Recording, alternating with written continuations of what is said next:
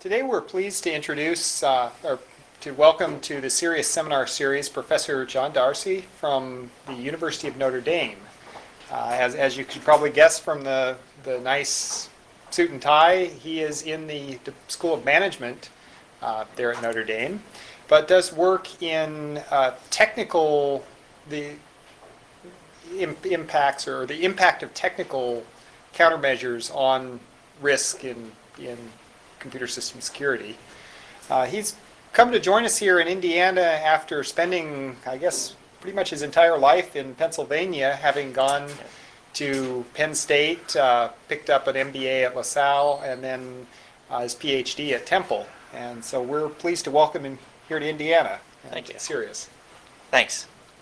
Yes, I am from the Mendoza College of Business at the University of Notre Dame. I'm in the Department of Management. So I put a little picture there of Notre Dame for you. That's where I work.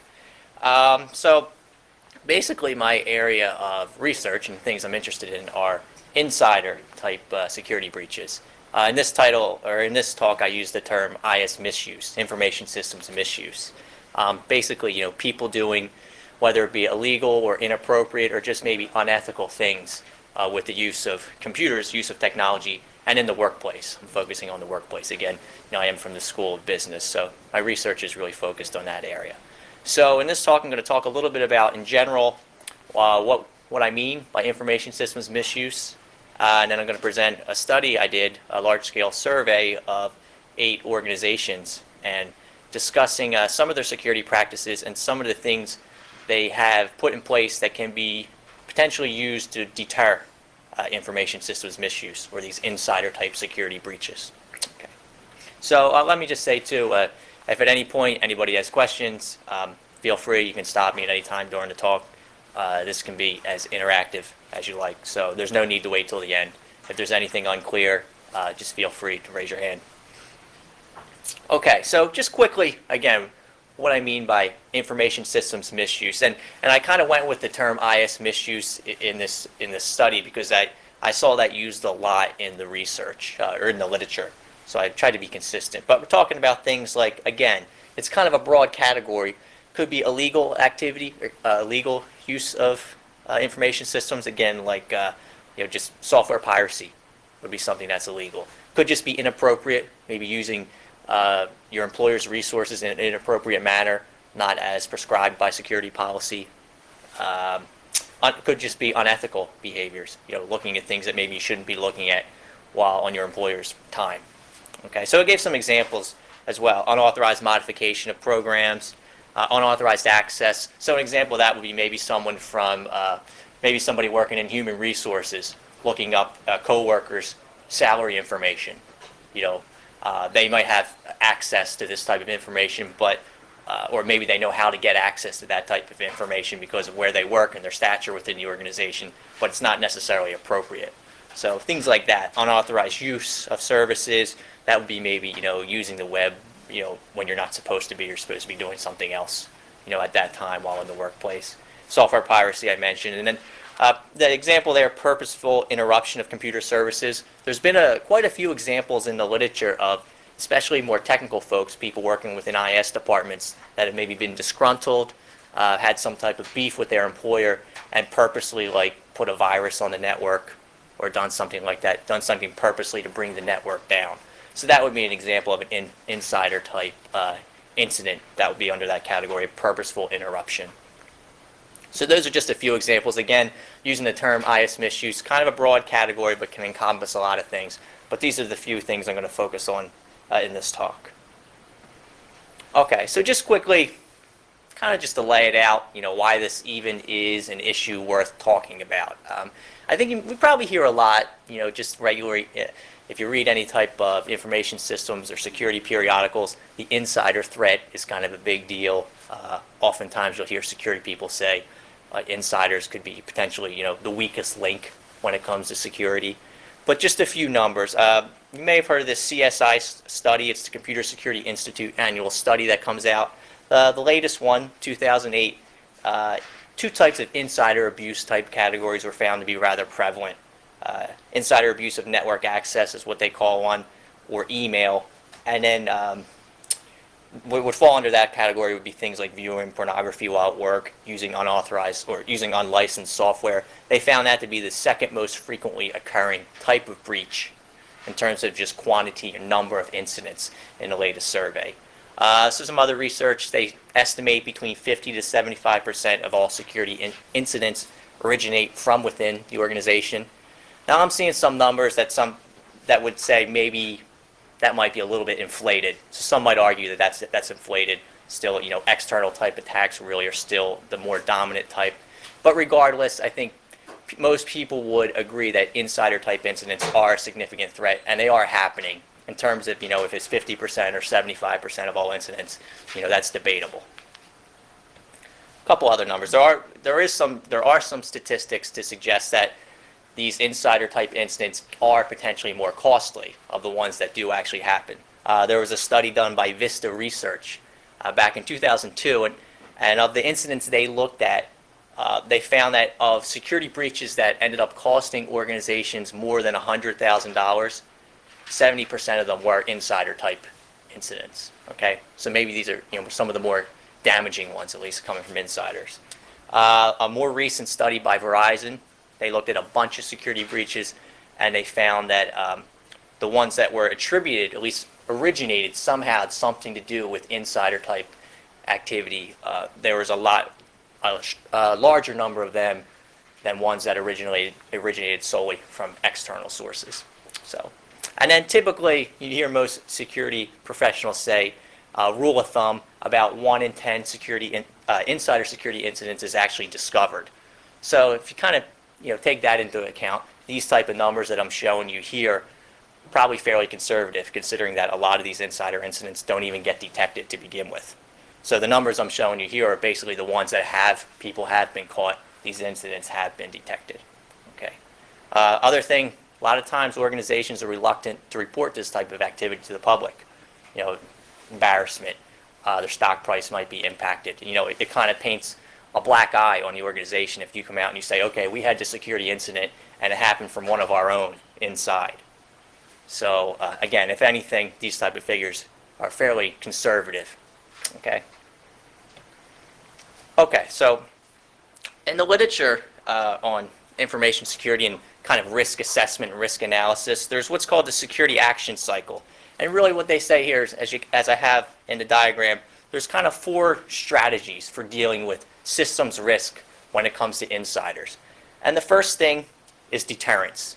The idea there is, okay, you want to deter people from even engaging in this misuse to begin with, something to stop them. So for instance, an example of a deterrent, in everyday life, say, someone walks into a convenience store, a 7-Eleven or something, and you see a sign on the wall and it says, anyone that shoplifts will be prosecuted, or such and such, there'll be how much dollars in fine, you could go to jail, something like that. Right? Just a sign up there that makes you think, okay, if I was potentially thinking about maybe stealing something from this store, I see there's something there to maybe deter that activity. So that's what a deterrent is. It's kind of a more passive approach. Okay. The next thing, assuming in the security action cycle, assuming that the potential inside abuser, the deterrence doesn't work. Well, the next thing the organization would have in place is preventatives. And those are things that physically stop you. Okay, so access controls, for example, something where you have to enter a password, maybe a biometric control. Something that, as opposed to just deterrent that's more passive, something that would physically try to prevent you from engaging in the misuse. And then, assuming that the abuse got through deterrence, deterrence did not work, the preventatives did not work, the next phase is that detection there. Okay, so the abuse has happened. We as the organization, we want to detect it. And then finally, the last one is remedial actions. Okay, dealing with it after we've detected it. So in looking at these 4 parts here, these 4 phases of the security action cycle, as it's called, my research and what I'm going to talk about today deals with the first one, deterrence. Okay, what are some deterrent mechanisms that will help deter people from engaging in misuse within the organization? So before I move on, I kind of to some of the study here. Does anyone have any questions at this point? Again, we're focusing really on that first part here. Okay, deterrence. Okay, so some examples of what would constitute deterrence. Okay, So again, I mentioned more passive, I gave the example of maybe at a convenience store, a more passive type deterrent. Things like security policies, acceptable usage guidelines, okay, security education, training, and awareness programs, what I call CETA programs here. I'll be referring to them as CETA programs throughout the rest of the talk. And more active deterrents would be things like actually monitoring and auditing. Okay, so a more active attempt on the organization to actually do something. So now again, monitoring, it wouldn't be considered like a preventative because again, it's not stopping someone from abusing or misusing your resources, but it's telling them, okay, we're detecting it, we're watching it. Again, a more active effort on the part of the organization. And hopefully by them knowing that these type of activities are going on, they'll be less likely to engage in the misuse activity. So again, the difference between the passive and the active deterrence. Okay, so from a theoretical perspective, I'm not sure how interested you all are in the theory part, so I'll quickly go through it. Okay, so theory would say, okay, if you tell someone they're more likely to get caught and the punishment is going to be fairly severe, they're less likely to engage in inappropriate behavior. Okay, so this theory comes from criminology. So the idea is, the same with trying to deter drinking and driving. If you tell individuals, okay, we're going to have police checkpoints or sobriety checkpoints, there's going to be more police around, and the penalties, if you do get caught for drinking and driving, are fairly high, the objective is, okay, that will help decrease that activity. Same theoretical basis we're using here. So with the use of these security countermeasures, as I'm going to call them, and they're really the combination of these passive and active deterrents.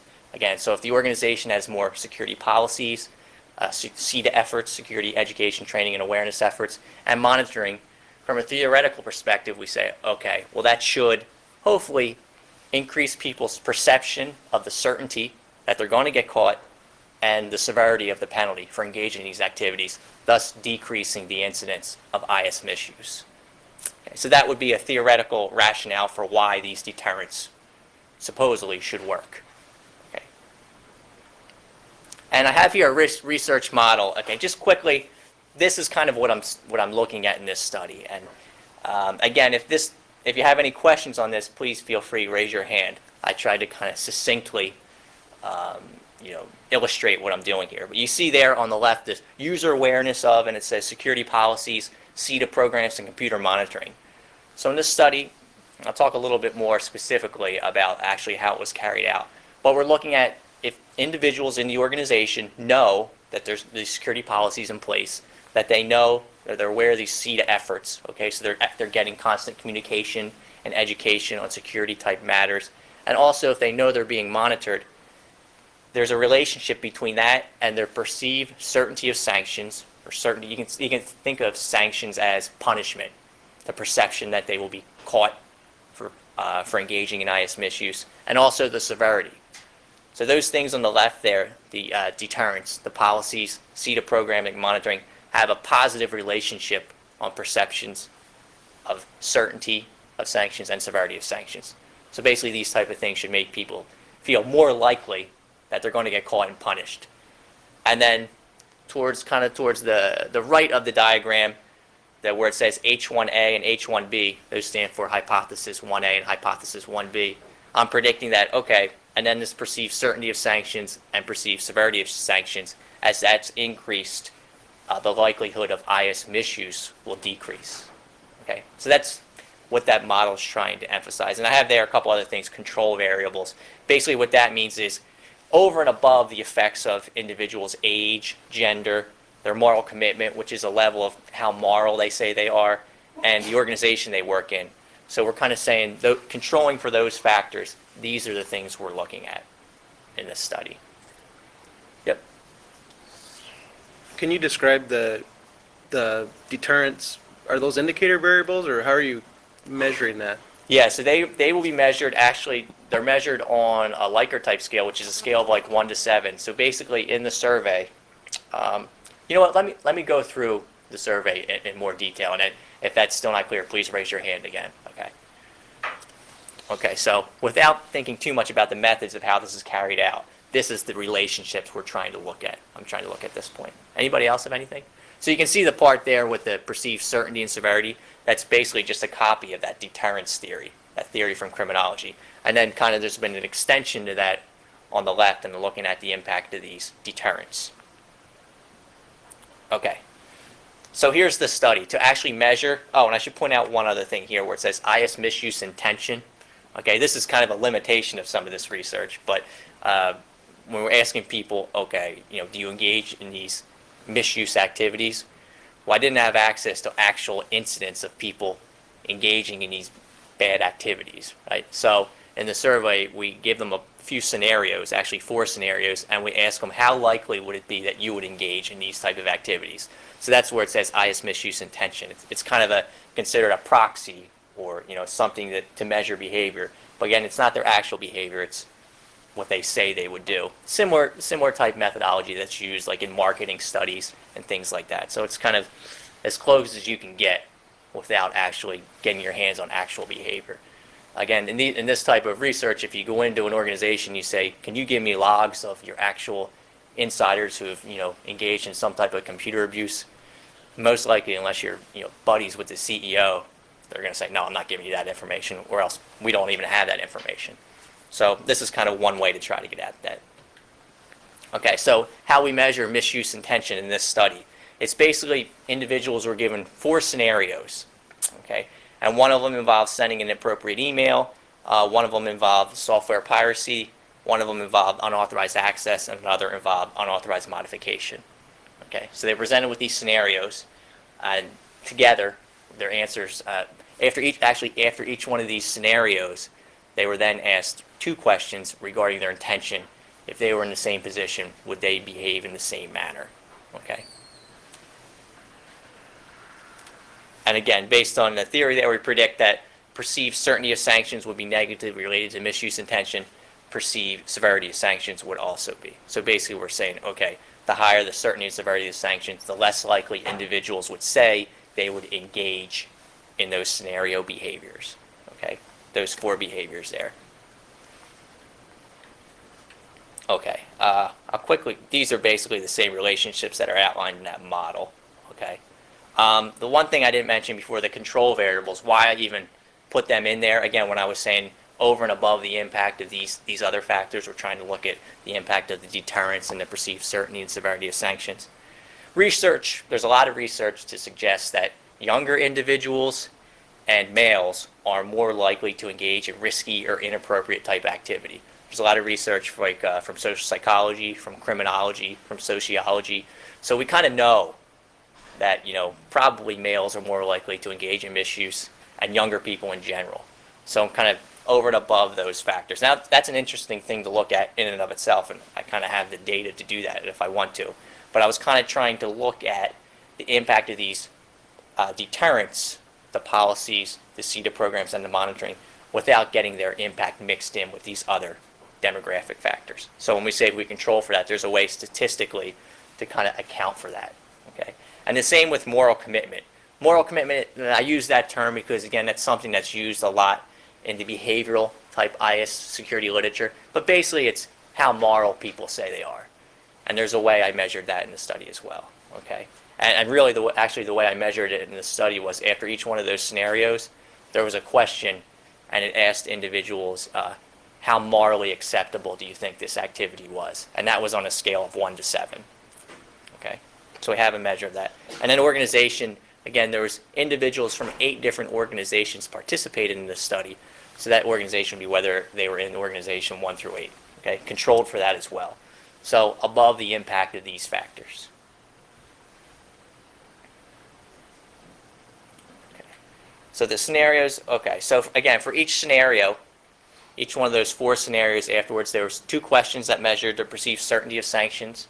Okay, and it would basically be a question, and it would be like on a scale of 1 to 7. It would say, how likely would it be if you were to engage in this same activity that you would be caught in your organization? 2 questions worded a little differently, but that's what they were trying to get at. The perceived severity of sanctions, same idea. It would say, how likely or how severe do you think the punishment would be if you were caught for engaging in this activity, whether it be software piracy, the unauthorized modification, the unauthorized access, in your organization. And the intention would be, the questions would be, how likely would you engage in these activities? Okay, so those were all measured on 1 through 7, a scale of 1 to 7. Okay. they were actually aggregated to create kind of an index. So the answers for each one of these 4 scenarios were aggregated to create kind of a general index, okay, for each one of them. Your question about how do we measure the security policies and the CETA program and the monitoring, they were questions, and I don't have them with me, but I can give you some examples. They were, again, on a scale of 1 to 7, and they were questions like how, for example, 5 items that make up the CETA program, how often do you receive security awareness communication in your organization? Questions such as that. How regularly are security type messages communicated to you? The computer monitoring items, they were questions such as, do you believe your organization is monitoring your computing activity on a scale of 1 to 7? So, basically, so higher scores meaning people perceive more awareness of these different types of deterrents. Okay. And looking at the statistics, not to get too much into statistics here, but in looking at the results, there was a pretty significant variance in the responses. So we got good results in terms of, there were some people, looks like their organizations they didn't believe had these deterrents in place, where there was others that had very high scores. So there was a high variance in the responses, which is good for doing an analysis. So that was actually how the survey was. So the way the survey was kind of the first section of it was those 4 scenarios. After each one of those scenarios, they were asked these items. Okay, kind of section 2 of the survey, after they went through the 4 scenarios, they answered these questions regarding the policies, the CETA program, and the monitoring as it pertains to their organization. So the questions were set up in such a way, in your organization, or currently where you work, what's the extent of security policies, CETA programs, and monitoring. So in the title also, where I have user awareness, a key component, an interesting part of this research is we're asking the individuals, the end users, do they perceive these deterrents in their organizations? So it may be, you could ask a security person, a security manager, do you have such and such policy? Do you guys have security education and training efforts? Are you monitoring your employees? And they may say yes, yes, yes. But what we found in looking at doing some other studies is the end users aren't always aware of that. So in this study, looking at it from the end user perspective, okay, and that's really, I think, an important thing, because you could have all this great security in place. Just think of monitoring. If you don't think you're being monitored, that's obviously going to impact your behavior. So we're looking at it from the user perspective here. Okay, and these were the people that participated in this study. So as end users, again, focused on, when I say end users, I'm talking about just the typical user. So it's not just IS people, it's not just technical people, it's kind of the typical, just regular computer users within organizations. So we got people from 8 different organizations. These are some larger companies across the United States. Basically, some of the contacts that were, in order to get people to participate from these 8 companies, I was working with a research institute when I was doing my graduate studies at Temple University. They gave me contacts to a bunch of people, a bunch of CEOs, CIOs, chief information security officers as well. Sent them letters, and I said, basically, can I get some of your employees to take this survey? So I sent that to, I believe, about 15 different managers. 12 responded. So that was a pretty good response rate. 12 responded and said, well, first they said, I'd like a little bit more information. What exactly are you going to be asking? Again, when you're asking about security type issues, companies get a little sensitive. So you got to make sure, we're not asking you too much detail here. We said, okay, we're asking people to take these, answer questions about these hypothetical scenarios, so it's not incredibly intrusive, but it is going to take a little of their time. So in response, we gave them, I have their $100 random gift certificates. So that was as an incentive to actually get people to take the survey. And it was 1 out of every 10 people that took the survey got one of these $100 gift certificates. I didn't mention here on the slide, but also in response, kind of as a little bit of an incentive to get the organizations to participate, I gave them each kind of a white paper, a little report, a little write-up about basically their employees' responses to the surveys as it compared to the 7 other organizations that would have participated. So kind of, little bit of how they did compared to some of the other companies. So we got a mix of users from various departments. In total, 269 usable responses. So 269 surveys that were filled out appropriately. The data was good. That's basically what was used in the study and doing the analysis. Okay. These are some statistical stuff. I'm not going to go through that in too much detail. Okay, and this is, you may not even understand the structural model results, but again, this is that same model I had up there before in looking at the relationships that we were trying to test for. Okay, basically, again, do these, which I have there, I call security countermeasures. Those are those deterrents. Do they have an impact on sanction perceptions, and then do the sanction perceptions, the certainty and severity, have an impact on misuse and tension? So what that basically all means is everything was as predicted, except for there was one difference. The security policies actually had a negative impact on perceived certainty of sanctions, which is kind of counterintuitive. It's saying the more security policies, or more awareness of security policies on the part of users, the less they perceived getting caught. But everything else, at least in terms of the countermeasures, those relationships were as hypothesized. So higher awareness of CETA programs is associated with a higher likelihood of feeling like you're going to get caught, and also a higher perception of the severity of sanctions, and the same with monitoring. Yep. Do you think that the negative relation between security policies and perceived certainty is because the very in-depth security policies, it's easier to find loopholes?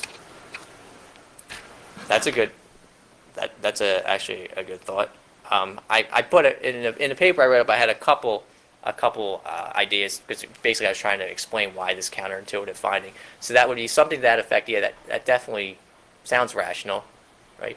So if I explain that again, basically, the more. Well, the more in-depth the security policy is, instead of saying something like use common sense, if you have this isn't allowed, this isn't allowed, this isn't allowed, then you can have someone say, well, it doesn't specifically mention this item, so that means I can get away with it. Yeah, that's actually a good point. I mean, that might be an explanation for that. Does anyone else have any thoughts? I'd love to hear them, because I could. That's the best. That's probably better than what I could come with. What's that? I told you that, Chris. Yeah, that was very good. That was very good. Yeah. I mean, I would say generally, the more knowledge of security policies, probably the more knowledge people have of the countermeasures, the detection processes, and and just could be more aware users of how easy it is not to be caught. Right. I mean, they could be more savvy in general, and feel like, okay, yeah, I know. Just because I know this policy in place, well, I know how to get around some of these countermeasures as well. So. One other explanation could be the more knowledge lowers perceived risk. The more knowledge lowers perceived risk. Yeah, because that's basically what it is when you're saying, perceived certainty of sanctions. It's really perceived risk, how risky it is, how likely you think you'll get caught. So, yeah. So it's interesting. I mean, anybody else have any other thoughts on that? Yep. Was there any, and you probably didn't ask this question or didn't look at this perspective, but was there any indication on, did these policies actually have enforcement, written in them? I know you probably didn't get to that kind of, you're not looking at that kind of measure, but and perhaps that's an explanation too. Maybe the policies are just don't hold any enforcement. Right, or ability. people perceive they don't anyway, right? That's a good point. Yeah, so these questions were simply asking about the existence of policy. Different types, does it have an email policy, have a password policy, and kind of aggregated them together. But right, I think that's probably a good point. It's kind of the characteristics of the policy, and do people perceive them as enforceable? Do people perceive them as maybe having some teeth, right? Probably if I were to go back and do this over again, and kind of redo some of these questions, the security policy questions I'd put in a little more detail than simply asking, okay, are you aware of this policy being in place? I would get into more of the actual characteristics of it. And I think we'd probably find some different results or some stronger results for that relationship. That's a good point. So you can yes? The antecedents to IS misuse and tension is perceived certainty and perceived severity. So you got the perceived severity, negative 0.176, significant. The other one, negative 0.065, non-significant. It's not significant, right? Did you consider maybe looking at the interaction of those two? Yeah, and I'll talk about that next. Actually, did well, sort of, and you can comment on it. Certainty only matters when risk, when Exactly. severity is high. Okay, so what I did, because that's kind of contradicts the theory as well. The theory would say both certainty and severity matter, and in my results there, I found that really only severity matters. So it wasn't the fact that people feel like they're going to get caught, but it was how severe they thought the punishment was, or if the punishment was perceived as being more severe, then they were less likely to engage in those activities. So again, I did a little bit more digging, and what I found was it depends on, I had the data, so this helped me. It depends on how moral people said they were. So I found some literature, and it makes a little bit of sense. So people that are more moral or perceive themselves as good people, right? For them, the impact of getting caught and getting punished may not matter. So you're saying, well, I would never do that anyway. I would never engage in that misuse activity because I'm a good person. Whereas someone that's maybe not as moral, or I shouldn't say not as moral, but does not perceive those behaviors as morally wrong, they may need these formal sanctions. They may need to feel like they're going to get caught and to get punished to influence them. Okay, so there was some literature that would suggest that. And my results were a little bit interesting that they kind of bore that out. So this is what I was getting to. The research suggests that the influence of perceived certainty and perceived severity depends on moral considerations. So there is kind of an interaction effect. Interaction basically meaning it depends. So the threat of punishment is irrelevant or just generally much weaker for people that are more moral. So I split the sample into two groups, and basically for that variable for moral commitment, the question that asked them on a scale of 1 to 7 how morally acceptable you thought each of those misuse scenarios were, basically took the median of the responses. People that were above the median, they were considered more moral. People below the median were considered the less moral people. Okay, and then ran the statistics again on both of those groups. Okay, so a high moral group and a low moral group, and this just sums up those responses. So the people in the high moral commitment group, people that feel like they're more moral, or again, I should say, perceive those behaviors as not morally acceptable. Okay, the path from perceived certainty to intention was significant. Now again, remember before here with the total sample, okay, where everything mixed together, it was not significant. So that's saying that people that are more moral, there is an impact for perceptions of getting caught. Okay, so for people that are more moral, the threat or the perceived risk of getting caught has an impact. But you'll notice that relationship from PS, perceived certainty to intention, does not. And then it's opposite for the low moral commitment people. So if people that feel that are less moral, getting caught didn't seem to matter, but the severity of punishment matters. So, anybody have any thoughts on that? Well, I can see, so if you don't believe this is wrong, then really what concerns you is being punished. You're not so much afraid of getting caught because you don't think this is wrong, but The severity. But it's the punishment. Whereas if you think this is wrong and you're doing it anyway, you kind of just being exposed is You don't like that. is kind of a self-punishment. Right, yeah. And I think that's basically I mean, what it's saying. Well, it's still an interesting. Well, I think if you kind of look at this from the practical perspective, then, in terms of if you were a security manager or a manager in any way, how would you kind of evaluate this data? And I think it kind of one thing it says is, well, the impact of when we looked at the whole sample, the impact of getting caught, the PC relationship was not significant. But then when we split it down and we looked at the different types of morality levels, it did have an impact. So in general, it's saying both perceptions of getting caught and punished severely do have an impact, assuming you have kind of a mishmash of people in your organization that some might see these behaviors as morally acceptable, some might see them as not morally acceptable. So I think there is an importance there of both the PC and the PS, okay, the perceived certainty and the perceived severity. And considering that we see that security policies, CETA programs and monitoring impact those two factors in different ways, it speaks to the value of these type of deterrents as well as having at least an indirect effect. One thing before you go on from this, the moral commitment seems to be the biggest impact. Exactly, yeah. And are there other things that correlate well with moral commitment? How is that achieved? What is it that leads to high moral commitment? Do you go into that at all? I don't really, but that kind of leads me, in doing this, the result, if you look at the numbers, and those numbers there are just the strengths of the relationships, you can see there the one from moral commitment to IS misuse intention has the highest number. This basically means of all these factors I've looked at, moral commitment has the largest impact on whether, people say they would engage in these activities. So even more so than getting caught and getting punished, and the impact of these deterrents on that moral commitment has a stronger effect. So in going forward now in future studies, I'm trying to look at some of the factors that can be used to influence people's perceived morality or moral commitment. Now there is some evidence like in the human resources literature and training literature that if people go through like ethics training, they can kind of, their level of morality or what they perceive as moral behavior in an organizational setting can be influenced. So that means, giving them specific types of security training and maybe focusing on the moral aspects.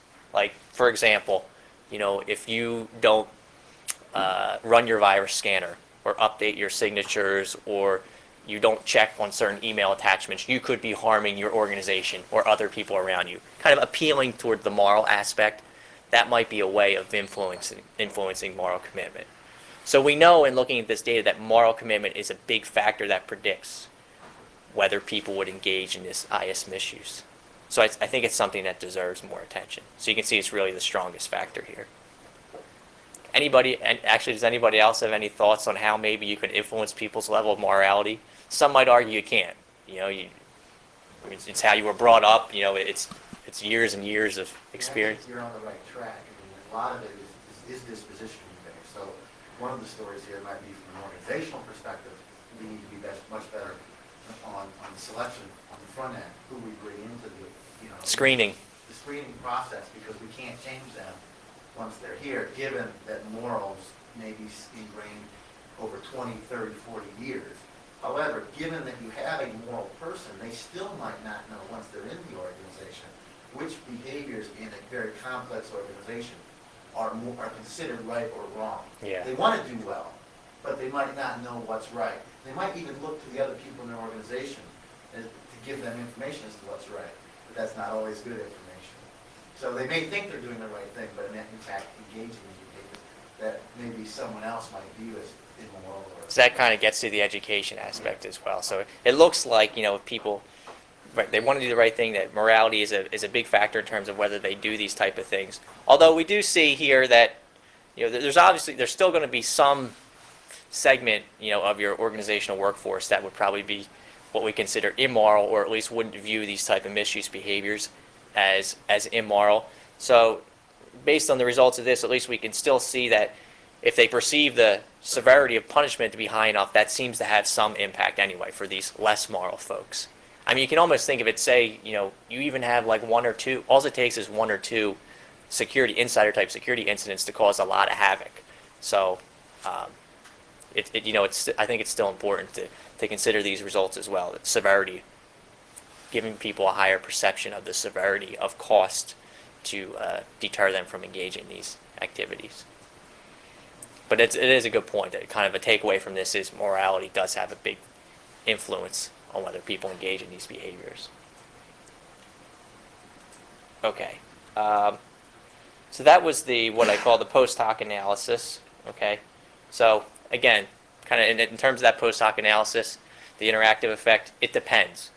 We see that the results depend a little bit on whether people are moral or not. That's one thing that kind of came out of this. Okay. So perceptions of being caught seem to be a greater deterrent for individuals with stronger moral inhibitions.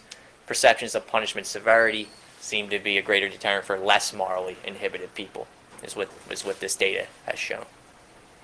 Okay, so that's the study. This is kind of the discussion, what it all means. Found that perceived certainty and severity of sanctions, they impact IS misuse intention over and above the impact of an individual's age, gender, moral commitment, and organization. So we did find that. Again, there's also the interactive effect, like we mentioned, with moral commitment.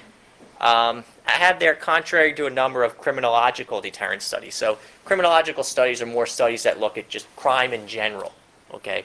Again, people engaging in socially deviant behavior, like there's studies out there, how to prevent people from smoking marijuana, or, I read one where some people refuse to stand during the national anthem. So things like socially deviant behaviors. And a lot of those studies, it seems that perceived certainty of getting caught was a stronger influence than severity. Whereas this study, in the IS security context, when we're looking at IS misuse, found that severity had a stronger impact than certainty.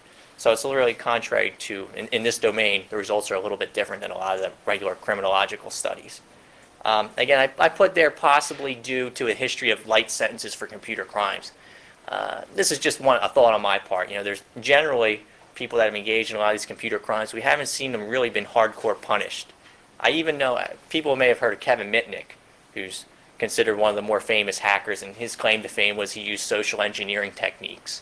And he hacked into a lot of, large organizations. And I know his sentence was fairly significant. It was 5 years in federal prison. And now he has a consulting company. He's doing pretty well for himself. He's written a couple books. What's that? He made it up. Yeah, he's a reformed hacker, right? So, he wasn't punished too severely. So maybe the whole idea of getting caught isn't necessarily perceived as entirely risky because the punishment hasn't been all that great if you're assumed you're just caught. So again, making people believe that the punishment is going to be a little bit more severe might be, this data would suggest, might be a better way to try to reduce these insider incidents. Anybody else have a thought maybe on why these results show that perceived severity of sanctions was stronger than certainty of sanctions beyond the one I just put up there? No? When did you make your survey? Oh, How long ago? the survey was done actually in 2006, the beginning, January of 2006. So it's a few years since the data has been collected. What would be your expectation if you would do it today? Because all of these things, they are the matter of perception, and perception is affected by reality and environment. Now, what would you expect if you do the same survey nowadays? What would you get, especially in the industries which are affected economically, severely? Those industries which are affected severely economically and a lot of layoffs and stuff, what would they expect to get with all of these perceptions? I still think in terms of the things I'm looking at there, like perceived certainty and severity, I think we'll probably get similar results. Do you agree? I I don't think so, because the environment changes perceptions. So you're thinking maybe because the environment has, with the economic downturn and things like that, people will not feel Yeah, that. because a lot of people, they thought they did the right thing, and they got kicked out. And a lot of people, they did a bad thing, and they got rewarded. So that's some of the perception in the society nowadays, at least if you... It's an interesting thought, right? So But they're not getting kicked out necessarily because of misuse. They're getting maybe kicked out because the economy's tanking, right? And they're getting downsized. So they'd have to make that link that the downsizing and the reason that the economy's taking a hit and they're losing their jobs or experiencing sanctions because of their maybe risky behaviors. As I said, it depends on when they look at their environments, what happened to the people around them, and then what happened to the whole society. So you're saying people, maybe they're so down on things are so bad that the perceived risk, and even if they perceive there's a high risk of getting caught and punished severely, which in this case in an organizational environment could be something as much as getting fired, they just don't care. Could be. As I said, if what's your expectation? I'm not an expert in that area. I'm just My saying. expectation Yeah. is, in terms of these factors in the specific environment of the organization, I still think I'd get similar results because I'm not really looking at too many external factors. But it would be interesting. Thanks. To your original question, which is why PS would have a larger influence, is because even if I think something is wrong to do, or if I think it's right, whichever way, and I know I'm going to get caught, if the punishment is less than what I think the reward for doing it will be, then I'm probably going to do it. Right. And so if there's a higher, if there's a larger punishment, then the reward doesn't balance out. And so the basic idea is that people are more likely to do it if the punishment is less. And that kind of also, you talked about interactive effects. I could look for an interactive effect between the PC and the PS, right? So one doesn't matter unless there's the other, basically, right? Yeah, and that's another way. I haven't done that with that data, but You've got a severe potential outcome, but no way of getting caught. yeah. So basically, I mean, you could say those things aren't mutually exclusive, right? Yeah. They depend on each other. I mean, even if the certainty of me getting caught is 100%, if the punishment is nothing but Is a zero. slap on the wrist, Then that's going to have zero Yeah, relationship. exactly. Yeah, that's a good point. That's a good point. Yep. Couple questions. Did your structural equation model, did it, when you did the analysis, did it indicate that you should consider a path there between those two? I did, at one point, I did a path between, I did a path from certainty to severity, seeing if if certainty has a direct influence on severity, and it did. And it, one way, yeah. I did not do the interactive effect. To tell you the truth, I can't remember why. But I think I was trying to stick with the original classic version of deterrence theory. But I think I'm going to go back and relook at that data because intuitively that makes sense. I mean, what you're all saying is, yeah, obviously one depends on the other. So that might be kind of a nice little addition to the way deterrence theory was originally conceptualized. Is your covariance matrix available for this?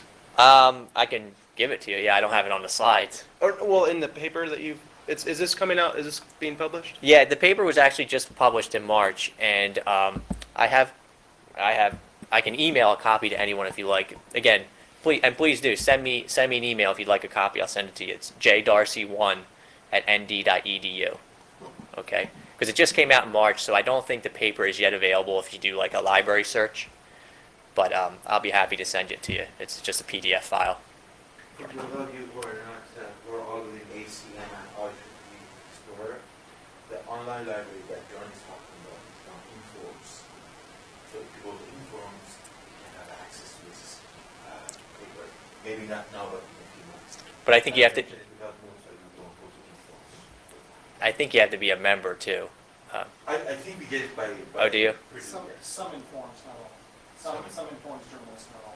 But either way, I can give you a free copy. Is this an ISR? Yes, Yes. it's information systems research. It was this March 2009. It's in, and this research this was basically, or at least a piece of my PhD dissertation that I did this survey. So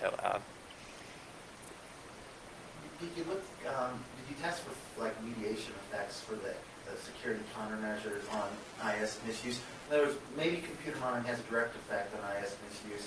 There's some other thing going on that explains. right, that's a good question, and I did mention that in the paper. Yeah, I did test for mediation, and none of these relationships between security policy, CETA program, and monitoring were direct with misuse. They're mediated by the certainty and severity. Okay, so I did test for mediation. That was actually something that, in getting it published, the review team asked me to do that as well. Makes sense. One thing, I'm not certain whether you have the data to support such a evaluation, but whether moral commitment varies depending on security policy. So for example, there's been some studies showing that allowing people to do some personal work on their work computers actually results in increased productivity. And I'm wondering if security policies that allow more A little more lenient. a little more lenient may actually lead to higher moral commitment. And I don't know if you could evaluate that in comparison with the company's security policies and or see if there's a difference between different organizations that's marked for some of the scenarios as opposed to others. I could probably get access to their specific security policies. Yeah, and because look at them. it'd be interesting if a policy was allowed by a particular company, then they may perceive that as okay and show up very differently Yeah, I mean, if anything, it may influence just people's overall satisfaction as well. Yeah. But yeah, that's a good point. But, I'm wondering, you ask people to do, I mean, you're going to get a higher moral commitment if if your policies happen to jibe with what people believe is correct. Yeah. And that might be a way of talking about how to influence moral commitment as Yeah. well. That might be a way to actually, practically how organizations can do that by manipulating the policy a little bit. Would be an interesting study too. All I see is perceptions of bad things, of getting caught, and countermeasures, how it can stand against my bad actions. Did you look at the perception of the good thing that could happen to that insider by committing that crime? For example, making $100 million. No, I didn't. So the benefit that they would accrue. No. It's a good point. Yeah. I simply, in this case, they were just, and the scenario was presented where it didn't talk about. Actually, I think I have in the slides here the actual scenarios, just so you kind of get a flavor for. I don't know how well you can see that, but these are the type of, so it didn't say anything about bad things happening to the organization. It's kind of a situation just presented, and then would you do this? Okay, so no, that's a good point though, because obviously they're doing that trade-off in their head, right? That cost-benefit analysis, you would And think. it goes back to the question of the slave Yeah. that, maybe justifies the action. The Yeah. punishment is high enough. What the heck? Right, right. Did someone have their hand up back there in the last row? Yeah, basically what I was saying is that there's a study by Gary Becker which is about application of rational choice theory to criminal behavior, which says the same thing, that if overall utility of doing a criminal behavior is more than having a legit behavior, you will do the act. So if the utility that you get out of misusing your information technology resources is greater than The cost. is greater than if you don't misuse them, you definitely go ahead and do it. So that would probably be a good framework to look to. Okay, thanks. Rational choice theory, right? Yeah. I think another thing too that, just kind of wrap it up. So we see, and this is just in looking at the statistics, we see these type of things that have an impact on misuse intention. And if you look at that number there, R squared equals 30, that indicates from statistical sense here that 30% of the variance in that variable is explained by these factors, which means that there's 70% of variance unexplained. It's still open, that other things explain people's misuse intention in terms of these scenarios than what I have here, these factors. So there's other things to consider. And one of the things that you mentioned rational choice, which is the idea of people rationally will look at the costs and benefits. But I think some research is suggesting that people aren't always rational. Sometimes it's habit. Sometimes it's peer pressure.